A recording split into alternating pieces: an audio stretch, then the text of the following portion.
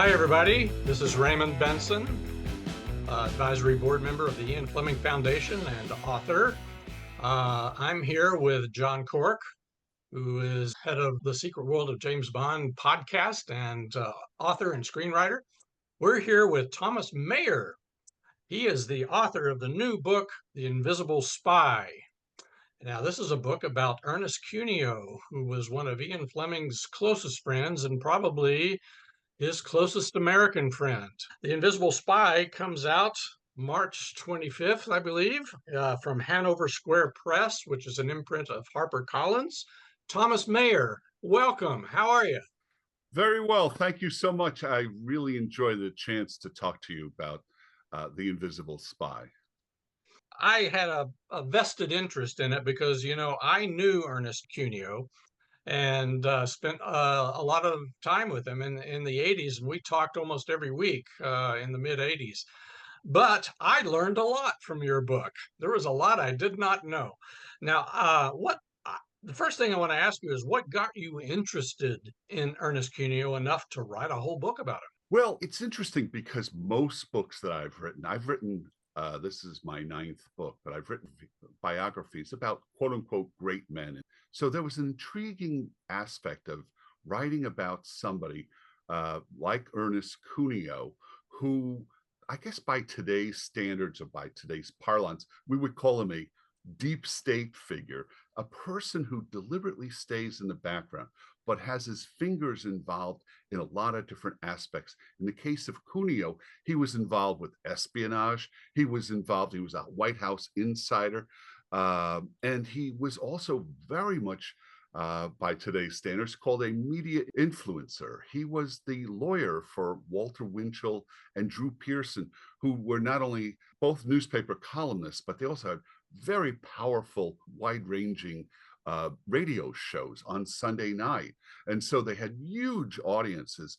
And Cuneo was involved very much in planting stories and stuff like that. So even though he was deliberately anonymous, even though by design, Cuneo wanted to remain invisible, if you will, he was much more impactful than I think most people realized. And so that was part of it. The other thing is, I guess, I found out about 10 years ago in writing a book about the Churchills and the Kennedys. It's called When Lions Roar. And in doing that book, one of the things I saw in my research was a mention about this group of spies up on the 36th floor of Rockefeller Center. And for me, as a native New Yorker, I had no idea about this. And I was very curious about it. In fact, for me, I had no idea that Winston Churchill, at a very critical moment in the World War II, put a group of spies up there to essentially thwart any type of Nazi influence in the United States, but also fundamentally to help push the United States into World War II. Okay, that was an excellent introduction to what we're all going to talk about.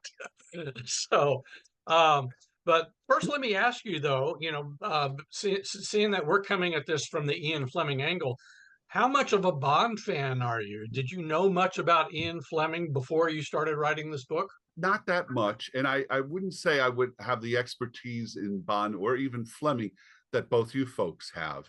But he was, as you say, it was a kind of an improbable friendship between Ernest Cuneo, the son of Italian immigrants, grew up in the New York area, and this kind of sophisticated, somewhat upscale spy from who was involved with obviously the naval intelligence, Ian Fleming. This improbable friendship between these two guys who happened to meet as spies fundamentally in during World War II. But it lasted, that friendship. It lasted throughout the rest of Fleming's life. So I didn't know much about Fleming. I had seen a number of different Bond films, and for this book, I read some of the books that had been written about Fleming, as well, from John Pearson to most recently Nicholas Shakespeare, and also Ben McIntyre's book. So I realized that by doing this research about Fleming, I could help make this friendship between Ernest Cuneo, this improbable friendship, make it come to life. So you uh, doing the research on this, I got to spend a few days out at the FDR library where Cuneo's papers are located. And how helpful did you find those papers in the putting together of this book? They were hugely helpful. There were two major sources. One was those papers that Cuneo bequeathed his heirs. It's actually his son, Jonathan Cuneo, who was a prominent attorney. Jonathan unfortunately died recently, about a year or two ago. And actually, I dedicate The Invisible Spy. He's one of the people that I dedicate this book to. Jonathan was extremely helpful. He was the only son. Cuneo had two children, Sandra Cuneo and John Cuneo, both of them notable, distinguished lawyers in their own rights.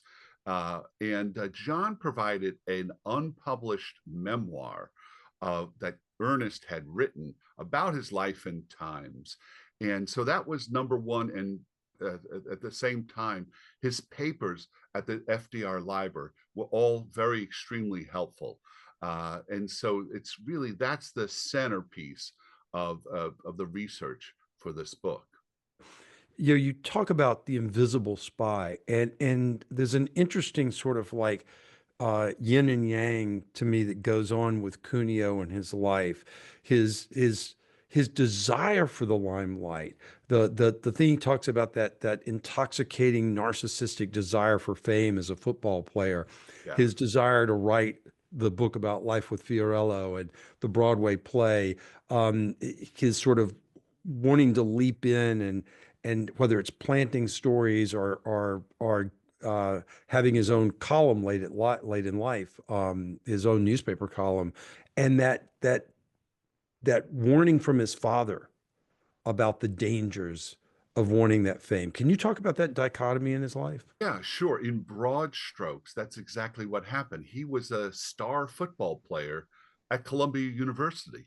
And then he played in the NFL, the very early days of the NFL. He played for a team called the Orange Tornadoes, and then he played for the Brooklyn Dodgers, not the baseball team, but the early NFL franchise. And so there was a point where he got hurt, and this when he was in college, I guess it was, and his father kind of dressed him down about this desire for fame. And I think his father did it more from a practical standpoint. But I think as Cuneo was, when he was in the NFL, to help pay for things, bear in mind, in the early days of the NFL, you had the job with the NFL, but you also had another job. And in the case of Cuneo, he got a job with the New York Daily News, a tabloid newspaper here in New York. He also went to law school and he got a law degree and eventually winds up working with then Congressman Fiorello LaGuardia, who eventually became the mayor of New York. But Cuneo realized he could be much more effective uh, behind the scenes. In fact, that was very much enforced by a guy named Tommy the Corcoran, who was a very powerful advisor to President Roosevelt. So Cuneo was all part of that. I think he also realized, as an Italian American, that Italian Americans, they had some degree of restrictions on them. The way in which, say, Catholics or Jews or the people from immigrant backgrounds felt that they had in American life. So I think that was part of it. What was really also interesting to me is later on in life, after Cuneo had this remarkable life, and he was good friends with not only Ian Fleming, but William Stevenson, who was the top spy for Churchill at Rockefeller Center. But they stayed friendly after the war, Cuneo, Fleming, and Stevenson. And there was a desire to have their stories be known. And in the case of Fleming, he was able to circumvent, if you will, the official secret acts restrictions that would make it illegal to disclose actual secrets about your real life as a spy. But Fleming was able to turn it into fiction. And I think that was also part of the friendship. There was a certain amount of spitballing of ideas that Cuneo was involved with in the late 40s and early 50s with Fleming. And so the desire to be known, to convert what these remarkable experiences in World War II and somehow tell that story and be recognized for it. Fleming was able to do it. Stevenson was able to do it somewhat. There was some controversy about what happened with Stevenson, but Cuneo later in his life, I think, also wanted to be recognized. And that, in a way, did not happen. I'd like to think that The Invisible Spies is the way of putting it all together. And I know that his son, Jonathan Cuneo, that was precisely his intent in helping me do this book. You started to go into the, his intelligence work before and after the war, that, he really could take credit for a lot of the things that happened, but, didn't receive credit. Can you tell our listeners, in a nutshell, a little bit more about what kind of things did Cuneo do, especially right before America entered the war? I know he was very active, like 1940, 1941. What exactly was going on in Rockefeller Center? Please tell the people that are listening who don't know what was going on with William Stevenson and a little later Bill Donovan. What was Ernest Cuneo's relationship with them? What was his role? Sure. In 1940, bear in mind, Winston Churchill becomes the prime minister because he had been for years warning about the threat of the Nazis. London was being bombed. Now, finally, Winston becomes the prime minister in May of 1940. One of the first things that he does is sign off on the idea of having a group of spies and propagandists. It was a very complicated spy operation, intelligence operation on the 36th floor of Rockefeller Center. Now, to get that done, Churchill decided that he would rely upon William Stevenson to oversee the spies at Rockefeller Center. And so to get the permission, though, to run this whole operation in the middle of the United States, in the middle of Manhattan, no less, they had to get the permission of the president. They first went to J. Edgar Hoover, and Hoover said that. He said, I'll go along with your idea of putting the spy operation in Rockefeller Center, but you have to get the approval of the president of the United States. And the person who essentially was the intermediary, the person who helped put this together that they knew was Ernest Cuneo. And Cuneo got that permission from the White House, and that's how things started. Cuneo not only put together and carried that message, but he became the intermediary for the president of the United States, dealing with these group of Canadian and British spies at Rockefeller Center. And that was the beginning of his espionage career. Can you talk a little bit about, why the British wanted to have the British Security Coordination and their pitch to Hoover about this, what the extent was of Nazi Germany's intelligence infiltration to the United States? You start with a very powerful story in the book. Yeah, there is, it was initially a modest proposal that I think what was said conveyed, particularly to the president, was the British were very concerned about keeping the supply lines open. So by having this office in New York, they were able to keep that. But it very quickly expanded from that into having a covert operation of aware of the Nazi spies that had infiltrated in the United States. So there was almost that type of policing or that type of effort by the British spies to keep an eye on the Nazi spies in the United States. But it also extended even further as time went on, and very quickly it expanded into almost a propaganda arm in which the Brits got involved in some of the congressional races, certain planning stories in the American media that were favorable to the British point of view. Bear in mind, at that time, the Winston Churchill and the British were desperate. If America did not come into the World War II, they felt eventually the Nazis would invade England and that they would lose the war. So they were really desperate. And so this operation at Rockefeller Center was one way of trying to help push America, which was then very isolationist. There was a big group called America First that did not want to get involved in another European war. So the Brits were very much just trying to push us into war, and they succeeded. Do you think that Ernie, I always knew him as Ernie, Right. Ernie, he seemed to almost have more of an affinity to the British side of things.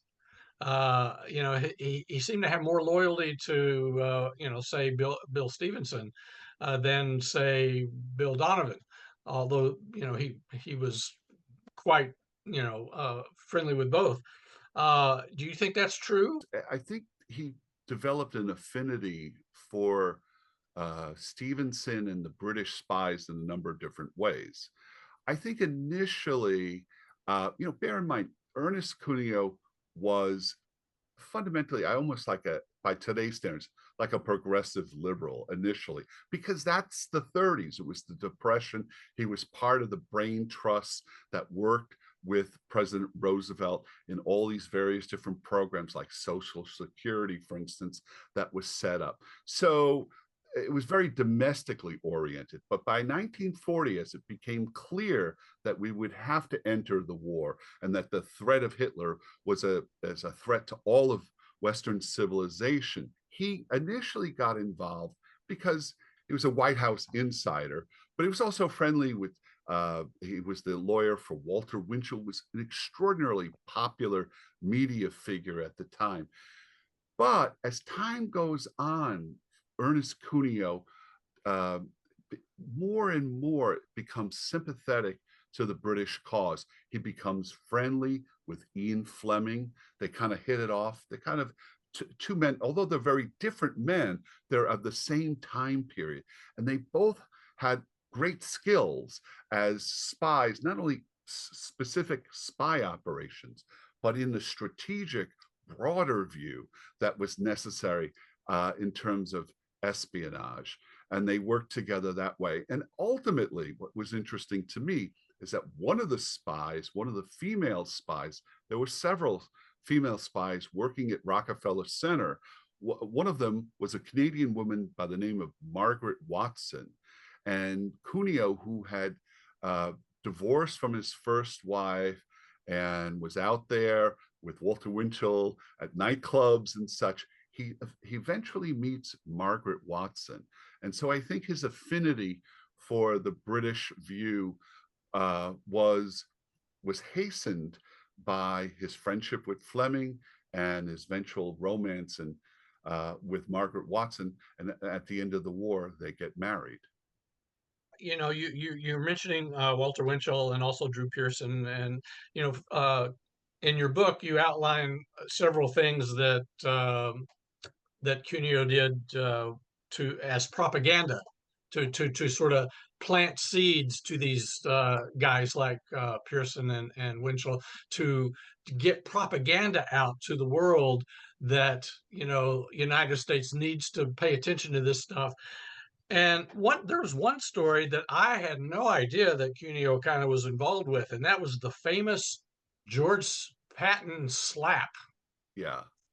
Can you tell us about the Patton slap, and why Why was it felt that this needed to be public information? Well, anybody who's ever seen that movie Patton, which won the Best Picture Oscar back in 1970, there's a scene in there where General Patton goes into a tent where all the injured from the war are being hospitalized, and he comes across a soldier who's suffering from shell shock, which is a genuine medical phenomena, but they were treating, and Patton is upset about this. He thinks that he's dealing with a coward, and he slaps the soldier, and the doctors intervene in it. And initially, the press, who were traveling with Patton, they knew about it, but they were asked to keep it quiet, and they did keep it quiet initially. Patton was giving a hard time to the OSS, the Office of Strategic Services, and Cuneo was the liaison. His role was officially the liaison for the OSS, dealing with a number of different agencies. But he was also the lawyer for Walter Winchell and Drew Pearson. And Pearson had written a couple of different critical things that the White House was upset about. And to make a long story short, and the long story is in the book, I describe it in detail. But what happened was the decision was when Cuneo found out about this slapping of the soldier, they decided to make that known in Drew Pearson's column. And it was something where it was engineered fundamentally by Cuneo.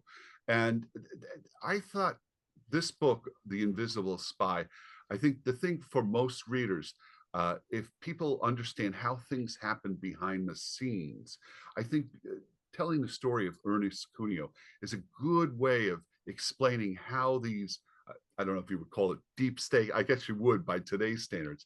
He was a deep state figure. He was a person behind the scenes, and he helps make this happen. And so in the case of Patton, it came out, it didn't derail Patton's career. He goes on to oversee several notable battles, and he was a hero of the war. But it was kind of an interesting example of the behind the scenes power that Cuneo had. Yeah, one of the things that fascinates me about the whole Patton story is, he was someone who was a general, but he had a big mouth. And would say sort of incendiary things to the press, particularly about this partnering with the Soviets and talking sort of diminishing the British's ability as an ally to fight alongside of us and things like that. And there's certainly within the Roosevelt White House, as you deal with in the book. I mean, there was this like, how do we deal with Patton? Is he a political threat to us? Is he undermining our allies, our war efforts, all of these sorts of things? But after that slap, when he comes back to the United States, he's subject to these mammoth rallies where the crowds are just pouring out for him. The LA Coliseum was filled with people who came to listen to Patton speak, and they're like, he may be less of a danger to us back on the battlefield. So get him back over there after D-Day to get the soldiers moving through Europe. It's quite remarkable. I find all of that behind the scenes stuff with Pearson and Walter Winchell, who many times dovetailed in their political views. But I mean, I think if you think of like, you hear people like, oh, Rachel Maddow said this, or Tucker Carlson said that they were those kinds of muckraking figures out there, and that Cuneo was able to pick and choose and play them off of each other and hand them little tidbits. I found absolutely wonderful. Yeah, and their audience, Winchell and Drew Pearson's, even bigger. By the closest, I think, is maybe 60 minutes. That's the level of the size of the audience that Winchell had on a Sunday night was massive. I mean, there was no TV back then, so they had a big impact. I was going to say also, Patton was critical of the OSS. So this is how behind the scenes you kind of fight in terms of I guess, turf battles within one government, within the United States. Sometimes agencies are competing with one another. And so Patton was critical of the OSS. So they weren't happy about that. Also, this is towards the end of the war. The question was, yes, Russia is our ally because they're fighting against the Nazis. But when this is all done in World War II, there would be a new world order, and Russia, it would be the United States versus Russia. The Cold War was coming. They could see it on the horizon. Somebody like Drew Pearson actually was more sympathetic to the Russians, and that actually became a point of difference later on between Cuneo and Pearson. As much as they were close friends, Cuneo ultimately felt that we had to be internationalists. He basically adopted the view of Churchill. He agreed with Churchill's worldview, whereas I think Pearson felt that the United States was imperialistic, that we should not get involved with that, and that we should remain friendly with the Russians. And so there was a lot of different deep waters that were going on here at the same time, and that's all part of this story. Patton, of course, was somebody that was perceived kind of as an enemy, even though he was a kick-ass general out there and was a great general. Let's talk about Cuneo's relationship with Ian Fleming. When we knew each other, we talked a lot about that, and he basically told me that it was mostly a relationship of guying each other. And what he meant by that is, kidding each other, like, getting sort of playing one-upsmanship on it, but as a joke, um, and they were always, ribbing each other, and like, well, my country's better than your country, and no, my country's better than your country, that kind of thing. It was that kind of thing going on, but laughing about it at the same time. And they climbed a mountain together, and like you said, they drove across country. Fleming, uh, dedicated two of his Bond novels to Ernest Cuneo, Diamonds Are Forever and Thunderball. Right. So he was a you know Ernie was all in on the whole James Bond thing. He was there from the beginning. He knew all about it. Fleming would send him first editions of his books. He had a whole collection of them. So he knew, Ernie told me he hated Bond. He enjoyed it, but he just thought, oh, this is all silly. It was almost like it was silly, but he loved to play. He loved to play in that world with Fleming, and come up with ideas and laugh about it, basically. And that's kind of how Thunderball came about. But can in your book, you sort of pinpoint exactly when the two of them met. Um, can you talk about that a little bit and how that evolved during the war as a friendship? Well, their friendship really begins, I believe it is in 1941, and they meet at Rockefeller Center. They meet with William Stevenson, who was the top spy for Churchill at Rockefeller Center. And at that point, Fleming is working for Admiral Godfrey, part of the British Naval Intelligence. He's kind of like a top aide for Godfrey. And so the initial meeting, they kind of butt heads initially, but it's a friendly, kidding way as well. And they kind of, as you say, they became friends, even though they were kind of very opposite characters.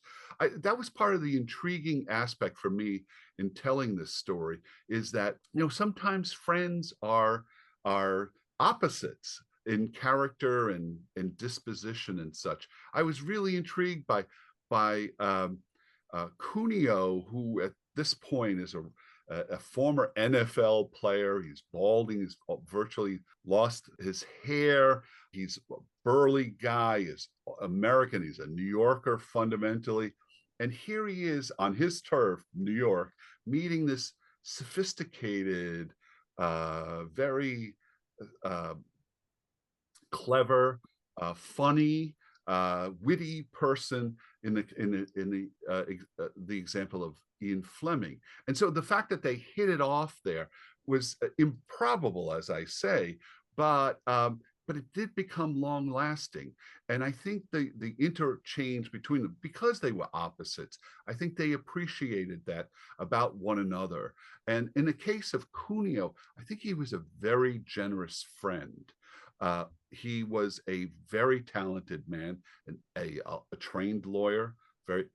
He gave counsel to Fleming, but he also had ideas. He had worked for the New York Daily News as a young man when he was going to law school. So he had that tabloid sense. He talked in that fast New York type of diction.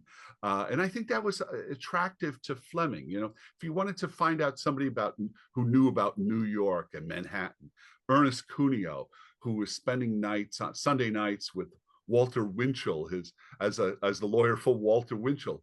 After the big Sunday night broadcast of Winchell's, they would go to the Stork Club, which was a very famous nightclub, and Winchell had his own table there. And so Ernie knew a lot about nightlife and that whole world. And I think that was very attractive to Fleming. Now, two other characters on the periphery of Bond and Fleming show up in your book. One is Ivar Bryce, who, for all accounts, was Ian Fleming's closest friend, childhood friend. Yeah. And Bryce was also a spy working for the British, and he becomes friends with Ernest Cuneo, and they had a lifelong friendship until both of their deaths. The other one was Roald Dahl, who we know as basically an author and, you know, a children's book writer and all that, but you know, he was a spy too, and a very important one too. Can you talk about both Bryce and Dahl and how they kind of fit into Ernie's story? Let's talk about Ivar Bryce first. Ivar Bryce was the childhood friend of Ian Fleming. And during the war, he too was involved in some of the intelligence work. Probably the most outrageous example of being a spy on the case of Ivar Bryce was that he had the bright idea of coming up with fabricating a map, a phony map that kind of showed the way in which the Germans would divide up South America. And somehow, and I explain this in my book, they were able to plant that map, and it developed a certain currency within the United States, so much so that President Roosevelt, in a speech, actually referred to this phony map as an example of what would happen if the Nazis took over South America. And so I think that Ian Fleming and even Cuneo felt that Ivar at times wasn't as good a spy as they were, but he still came up with some ideas, and that he was kind of the third leg in a troika of friendships there. The three of them together, three amigos. After the war, they spend vacations up in upstate New York. Ivar Bryce had married a very wealthy woman. They had an estate up in the Saratoga area. They spent time at the racetrack up at Saratoga, which is a great place to spend some time during the summers. Cuneo had a house up there. And so after the war, their friendship continued. And Ivar Bryce also was part of a company was called NANA, North American Newspaper Alliance. There we go, NANA for short. And this was a company that they bought into. Cuneo ran it out of New York. Their guy in London was Ian Fleming. And Ivar was part of that business as well. And so they were not only friends together, but they were, after the war, business associates together. And so it really built upon their wartime friendship, and it carried over for the rest of their lives. I knew Ivar too, you know, and I got to spend I'm so privileged that I feel, that I had both of them in the same room with me at one time. It was Right. like it was wonderful. Yeah. So much history there. Now, what about Roald Dahl? In the case of Roald Dahl, he's a really interesting character because he becomes a spy. He had first he had been injured as a pilot initially in the early stages of the war. In recovering from his injuries, they assigned him.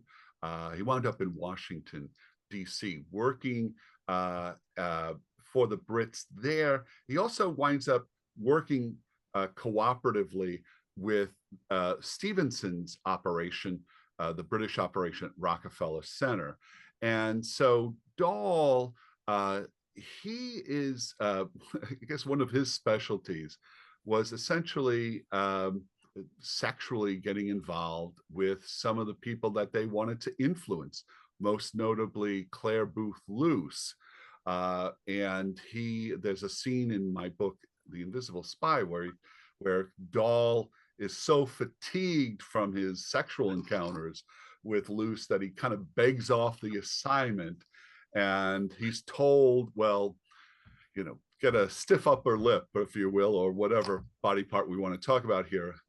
That's a terrible joke, but basically do this for England. And so Roald Dahl, who is kind of this undercover guy that's working on behalf of the British espionage effort to secure the cooperation of people like Clare Boothe Luce.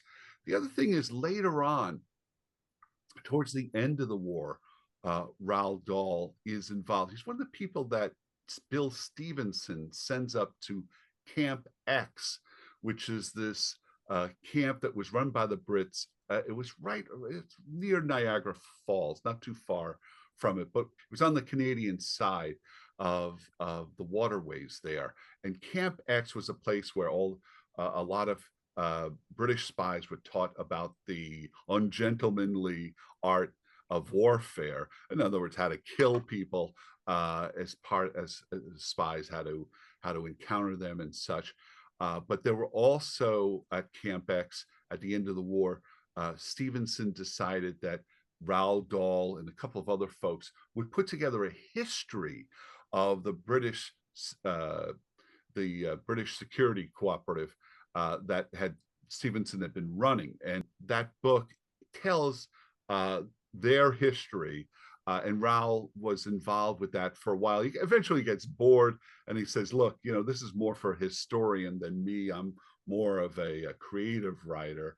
And so he goes back to New York and eventually back to England. But as part of that whole process, he got to know both Cuneo and Fleming. So, for the benefit of real Bond fans that are listening and Fleming fans, how much of the Thunderball court case did you investigate with Ernie's involvement in that? Were you able to see any of the documents and Cuneo's outline, the famous, original outline of the Thunderball plot? Yeah, I did. I have a copy of that treatment that he put together, and it was pretty fascinating. Um, I was more interested in how Ernie's ideas influenced Thunderball, and I was also interested in. I knew that Ernest was involved in a number of different legal matters, but to me, I thought it was really interesting as a illustration of their friendship, what went on with Thunderball, the way in which Ernie had ideas, and that whole idea of spitballing ideas, that he essentially came up with the initial draft, if you will, at least the outline for part of that Thunderball movie, how you would make it into a movie and such. And I thought that was really interesting. And the fact that he was any type of legal rights, copyright claims that he might have, he signed away for $1. And that's part of the generosity, I think, that was inherent in Cuneo's nature. But I was also intrigued by the fact that Fleming thought that Cuneo had a sinister face, that he would be a great bad guy in the Thunderball movie, and so I thought that was interesting, and I also thought it was interesting Cuneo's response to that. He thought it was somehow involved with the mafia, that he did not, as an Italian American, he would be offended by that. There was another time when Fleming and Cuneo went to Chicago, and Ian Fleming insisted on seeing the site of the St. Valentine's Day Massacre, which was this big mafia rub out by the Al Capone folks. And it was very famous and well known. But Cuneo didn't want to have any part of it. He didn't particularly like that idea. And so the idea of being the bad guy, a mafia guy in Thunderball, Ernest said, no, thank you. I know both Cuneo's children, John Cuneo and Sandra, had mentioned about there was talk about Ernie being in the Bond movies, but I don't think he had any desire to be part of it. Yeah, well, it's interesting that in that original outline, the bad guys are the mafia. It wasn't Spectre yet, that came Right. later. So I think that's kind of interesting. Yeah, all that stuff is fascinating. John, do you have anything else before I have a final question? But John, do you have Yeah. anything else? Well, going back to the whole Italian American identity thing, for me, it's fascinating because Fleming was constantly finding Italian American characters in the Bond novels, and sort of he would lean into a little Damon Runyon-esque dialogue there, which of course Cuneo loved Damon Runyon. And I think a lot of that dialogue was modeled off of the way that Cuneo spoke back in the 1940s and 50s when Fleming got to know him. Was Raymond Chandler complimented Fleming on his ability to capture the American idiom on there. And so I think Cuneo had a lot of influence. I know that he and Fleming sat around and talked about this details of the storyline of Goldfinger at one point.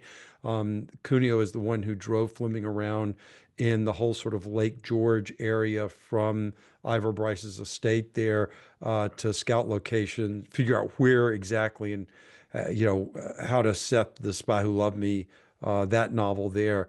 And I think he was a huge influence on the literary world of Bond, and a huge influence in Fleming's life, both creatively and with the legal work he was doing for Ivar Bryce as his attorney during the entire Thunderball aspect of things there. So I just wanted to throw that out there, and then you can respond.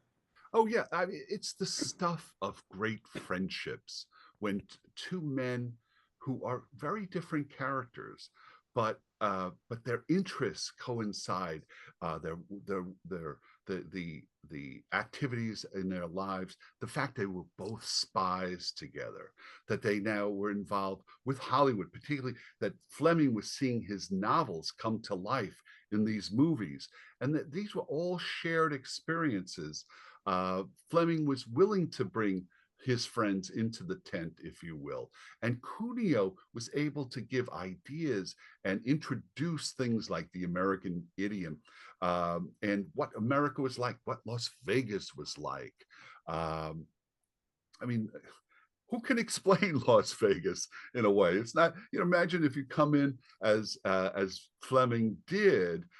What was this creature, Las Vegas? And Ernie was able to help explain that, as he was also in Los Angeles when they visited. So the fact that Cuneo had ideas and was generous of spirit, that he was a good lawyer, really good lawyer, and that Fleming had a complementary set of skills. It was the stuff of a great friendship. Okay, let's I'm going to wind it up here. I think it's really amazing to think that all these people, Fiorello LaGuardia, Walter Winchell, Drew Pearson, Franklin Roosevelt, J. Edgar Hoover, William Stevenson, William Donovan, Churchill, John F. Kennedy, Ivor Bryce, Roald Dahl, Alan Dulles, Ian Fleming. And, I'm honored and privileged to say I knew him too. They all were friends with Ernest Cuneo. What do you think his strengths were that made him such a valuable connection to all these people? Ernest Cuneo was an extraordinarily intelligent man, but when you told him things, it went into a lockbox. He was a great lawyer in that sense, but he was also a great spy in the sense that he was not only involved with some operations, specific operations, but he had a strategic view. Bear in mind, Fleming helped put together the Office of Strategic Services, which was the first American spy agency. It was the precursor to the CIA. But Fleming was so helpful that the man who headed the OSS, who became Cuneo's boss, a guy named William Wild Bill Donovan, actually gave a Colt revolver as a gift to Fleming and thanked him for his help in helping to shape America's first spy agency. And that was kind of modeled off of what was going on with the Brits at Rockefeller Center, and also what was going on with MI6 as well. But it was Fleming who helped put that together for the Americans. And so that was one of his great contributions. And Cuneo, as the official liaison for the OSS, was undoubtedly very grateful to Fleming for those contributions. All right. Well, Thomas, the Invisible Spy comes out March 25th. That's correct? Yes, March 25th. Right. I'm looking forward to it. There's a lot of things in the book. I think one of the things, if I may just mention a couple of other points in the book. One is one of the big surprises to me with Ernest Cuneo is later on in their career, the novelist Gore Vidal wrote a novel towards the end of his career in which Ernest Cuneo was a character, believe it or not. He's mentioned in Gore Vidal's novel. And Vidal says that Ernest Cuneo is at the center of everything. In fact, one of the chapter that I write is called "The Center of Everything," and that's where Cuneo was. He had his fingers in so many different aspects of American life: espionage, government, spying. One of the most extraordinary things that I found is that Cuneo, with the Warren Commission, he became very good friends with Allen Dulles. Allen Dulles worked for the OSS during World War II. It initially starts in Rockefeller Center, the same place where Fleming has been, where Cuneo is in, and then Dulles goes to Switzerland and he becomes a very successful spy for the Americans in Switzerland during World War II. But Cuneo remained friendly with Dulles. Cuneo, in running this private news agency with Fleming, he also was an asset, what they call an asset in espionage terms, and he would provide information to Dulles when he found out that he thought Dulles would be interested in it. When John F. Kennedy is killed in 1963, President Johnson appoints a 7-member panel to investigate the circumstances of Kennedy's death. One of the people that's put on that panel is Allen Dulles, the former head of the CIA, and somebody who's friendly to Cuneo. Behind the scenes, there apparently was a number of squabbles within the Warren Commission about staffing, about some of the direction of the probe by the Warren Commission. And Dulles, unbeknownst to anybody, and I say this for the first time in the book, I found FBI documents in which Cuneo had Allen Dulles as a source while they were investigating JFK's murder. Dulles was providing information to Cuneo, who wanted to write a 30,000-word story for the Saturday Evening Post about inside the Warren Commission. And so Cuneo goes to another friend of his, which is the head of the FBI, J. Edgar Hoover, and he goes to the FBI and he approaches them about it. And Hoover says, no, no, no, no, if we can't be giving out information. And what they do is they memorialize that in FBI documents. There's a couple of different memos that I found in my research that explains that Dulles is essentially leaking to Cuneo during the Warren Commission's investigation of JFK's death. And Hoover makes it very clear in his memos, we don't want to have any part of that. We're friendly with Cuneo. We like him. He's a source. He's a friend, but we don't want to get involved with this. And so I thought that was really interesting.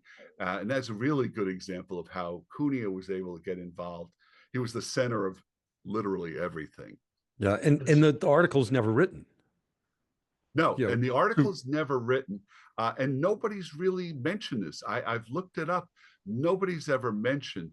My book, The Invisible Spy, mentions this leak by the Warren Commission, by Alan Dulles, investigating JFK's death, and I thought that was really surprising to me. So this was the first leak of information to a person outside of the Warren Commission, outside of government specifically. So that was a big surprise to me, but it was an indication of just how influential Cuneo was even after he left the government. It's all fascinating stuff. It's all great stuff. Well, Thomas, I think maybe we should wind it up. I really appreciate you coming on and talking to us. For all of you out there in YouTube land, The Invisible Spy comes out from Hanover Square Press on March 25th. It'll be available at all your retail shops and online places. I think any of you that are interested in World War II espionage and especially Ian Fleming and James Bond, I think you'll love this book. It's terrific stuff. Thank you so much for having me. You bet.